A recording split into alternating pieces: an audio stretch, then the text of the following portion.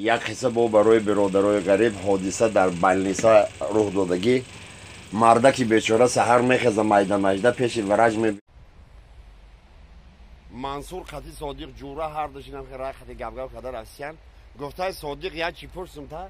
دین همو یا عروس خطی رفته است بدی این همو قدر غوز خوب وره با کور بود چی بود و اچکی داشت.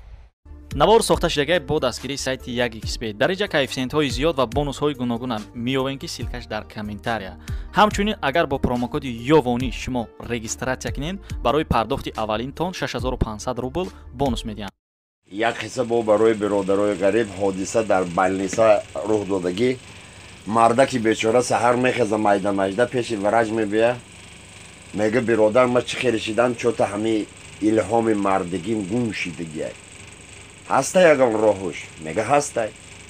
یک تبلت که متیشه میگه نمیره بزن دیگر بزن میگه الهام تام زور میشه اشتها تام زور میشه پالنی اگون چه خیلی سکس میفرده بکن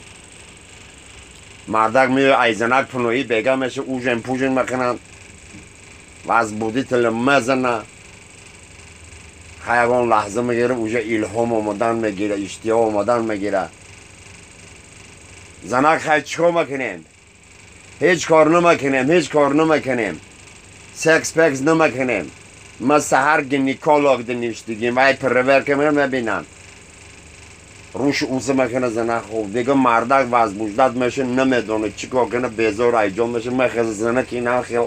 میگه زنک خیلی فهمیدیم تو سهر پیش گینیکولوگ میری پیش سمتولوگ نکو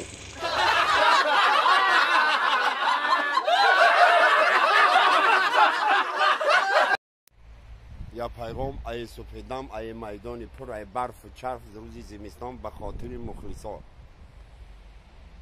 منصور خطی صادق جوره هر داشتیم که رای خطی گبگب کده رفتن گفته صادق یا چی پرسم تا دین همو یا عروس خطی رفته است بدی این همو قدر غوز خوب وره با کور بود چی بود و اچکی داشت